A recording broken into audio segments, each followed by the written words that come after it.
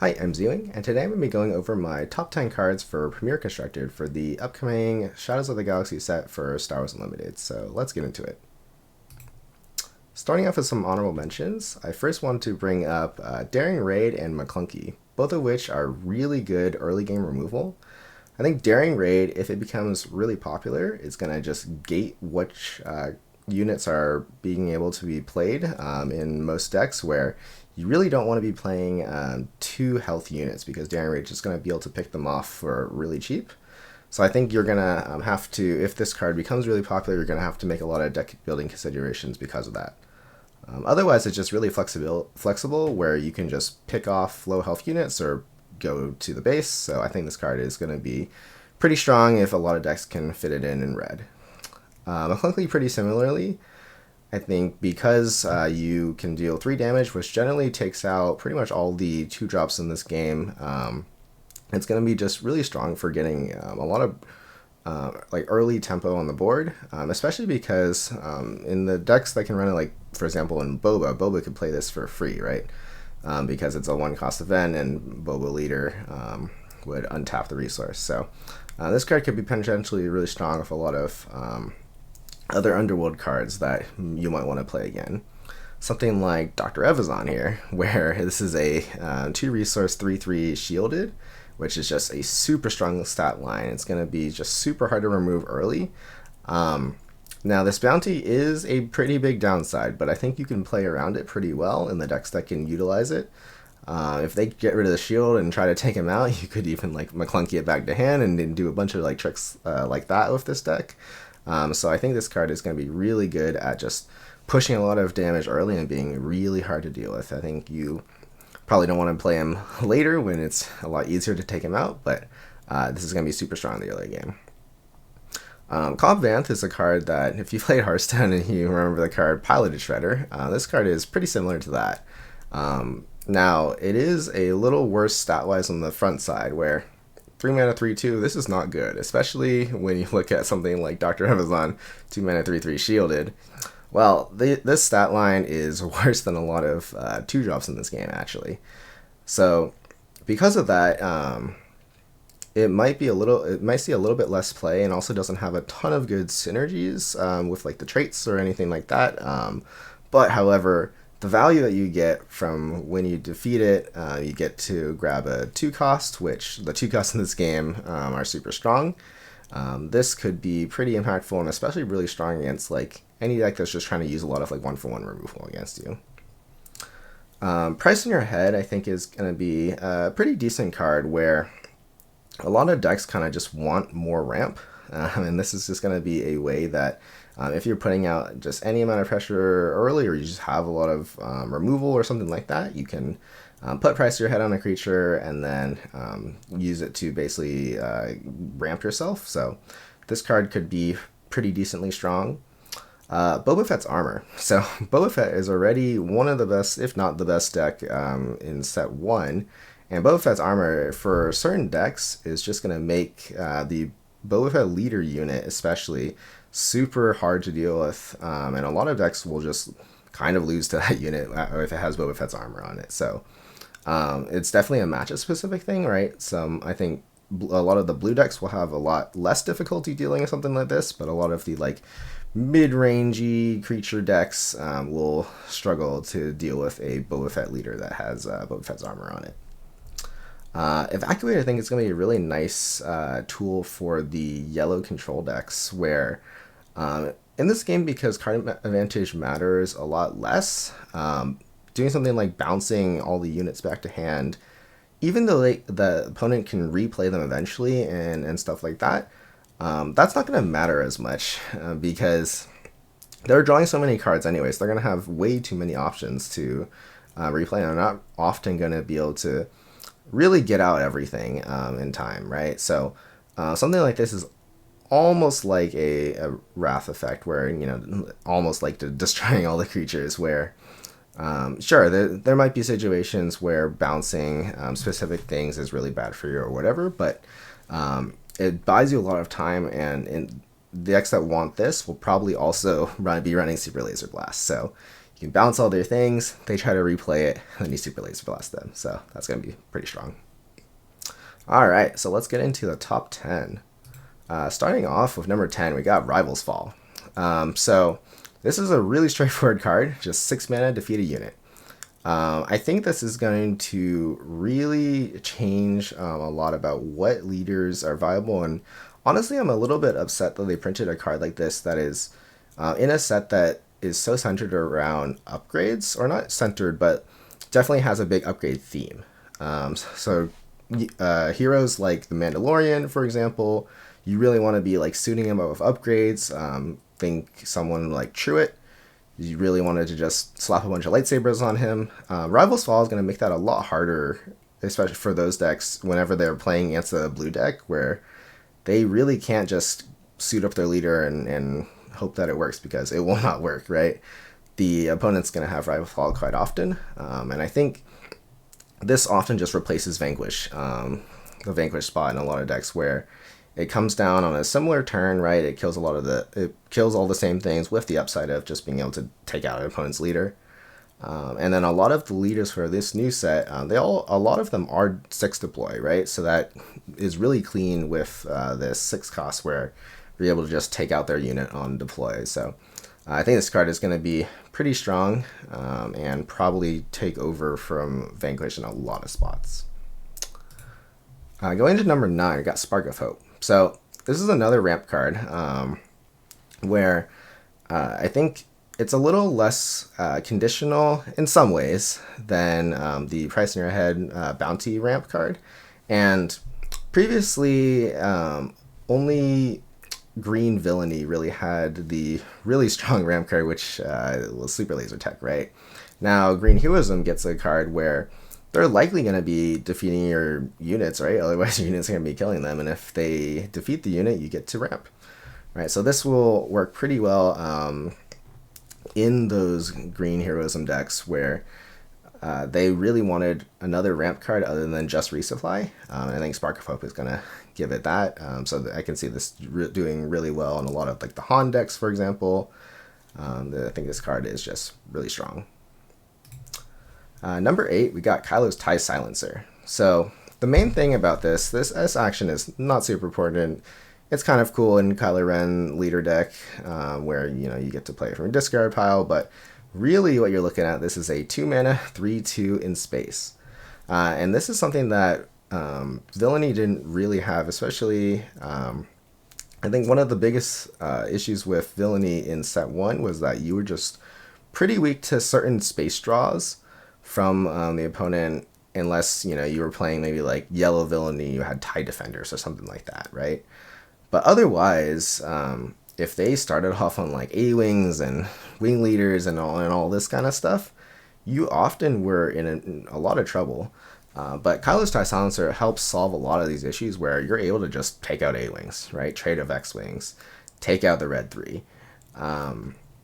So this card is very strong because of that, and it's just going to be able to make sure that you have a unit so that you are not dying to just early space aggression. I think it's going to be really strong for a lot of these like mid-rangey ramp style red villainy decks, red probably green villainy decks, or whatever color wants to run this. This is just an overall super strong stat line that we haven't exactly gotten before. So yeah, helps fill a hole that these decks had before.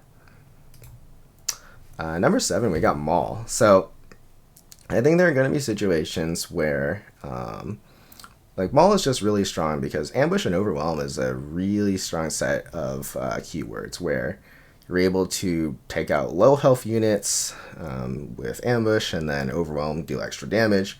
We've seen this with like Steadfast Battalion, and we know how strong in set 1 that card was. Maul also has this really nice ability where you can redirect the damage. So if you have another unit with a shield or something, Maul can still be a 7/6, and that's really hard to deal with. I think there's going to be decks that want Maul, and there's going to be decks that want Vader, so I think you're going to have to really decide about what your deck's overall game plan is, and maybe you do some kind of split or something like that. but I think he's going to go slot pretty well into that 7 cost slot in Green Villainy decks. Compete with Vader in that spot, but maybe you just run like 4 of these cards total, right? Or 5 of these cards total, depending on what your deck is trying to do. And, he's going to be better than Vader in some spots. Vader's going to be better than him in some spots, but both are really strong cards. All right, at number 6, we got the Client. So this card, against aggro especially, is going to be super strong. And I think it's going to really gate what aggro decks are going to be viable, right? In theory, with this card, once it comes down, after every turn after, the blue player is gaining 5 life a turn, right? Where you're just choosing the unit you want to kill, firing after a removal spell, or trading into it, or whatever, and then gaining 5 life off of that. And being a 2/5 shielded, this is going to be really hard for a lot of aggro decks to be able to like take out efficiently, right? You might be able to kill this by throwing a couple of units into it, but at that point, you lost so much of your board, or you sunk so much damage in this that it's just not worth it, right? So I think the aggro decks that are going to be good in this meta are going to have ways to out this card, basically, right? So something like Boba Yellow, just being able to bounce this card back to hand right before it can take this action, could be really strong. There's going to be some ways where you can just, ambush and kill this card in one hit with like some cards I'm going to talk about coming up. Something like Poe, for example, you can take this out in one hit.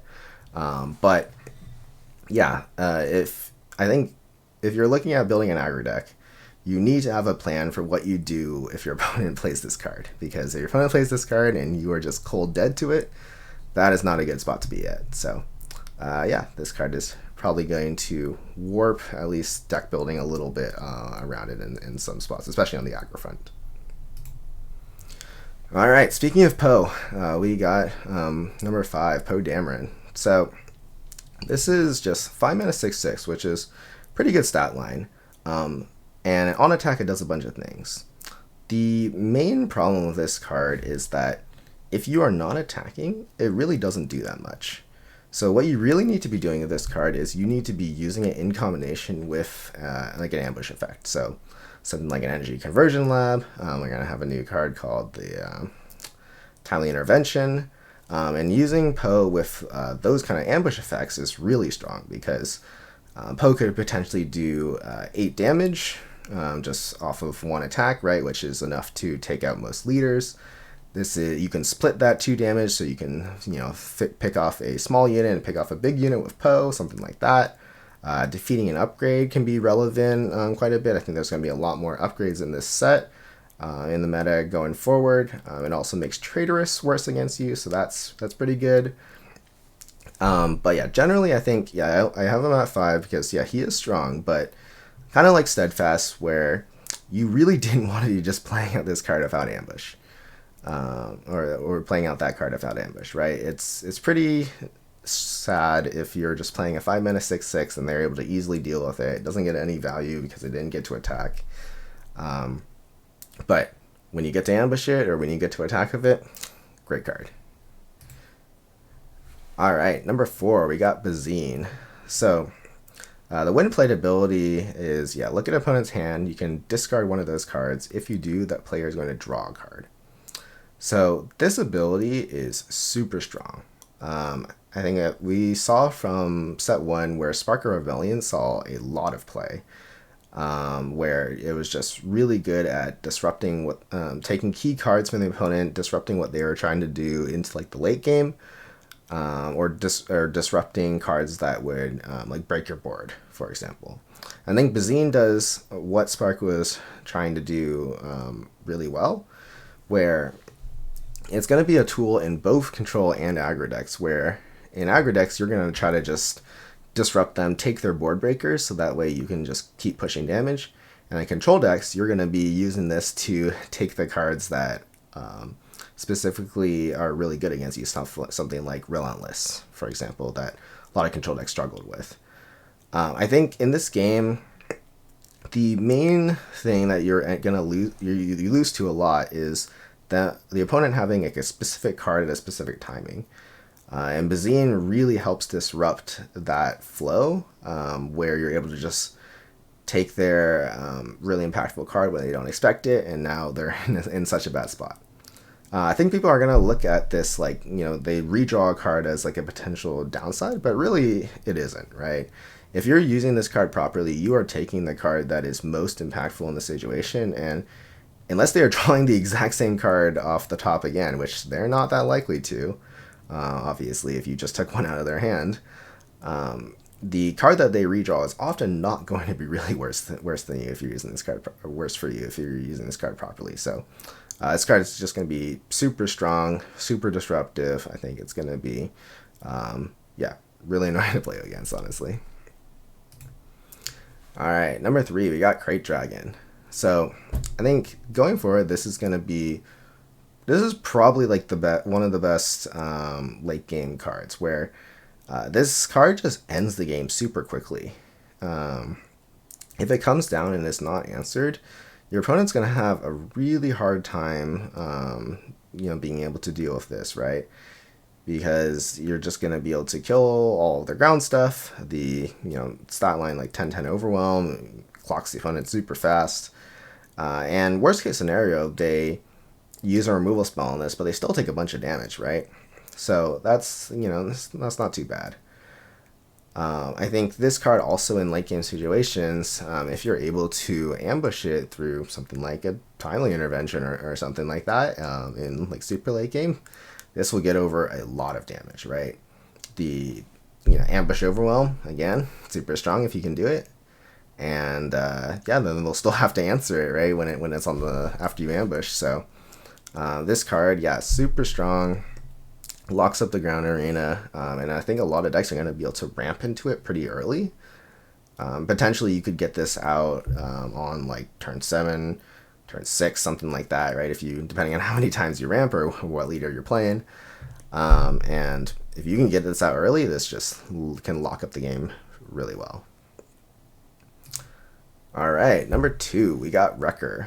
So similarly to Poe, I think this does a lot of the same things, but I generally think it's a little bit better than Poe because you don't have to ambush Recker in order to be good. He has a wind plate ability that is super strong, right? You can deal 5 damage to a ground unit. And this stat line that he has, the 6 mana 7/6 overwhelm, also super strong stat line, right? Again, you can use Energy Conversion Lab, Timely Intervention, something like that in order to have this ambush overwhelm. And that would potentially push a bunch of damage that people were not expecting, or take out 2 units and completely have a dominating board position, something like that. Recker also takes out a lot of leaders in the game. A lot of leaders are like 7 health, so Recker comes down, defeats another unit on the board, takes out the leader if you're ambushing him, something like that. And that just is often a super strong, super big tempo swing. So I think Recker is going to be really strong, and I have him actually ranked higher than Poe because he's a wind plate instead of on attack. All right, so number 1.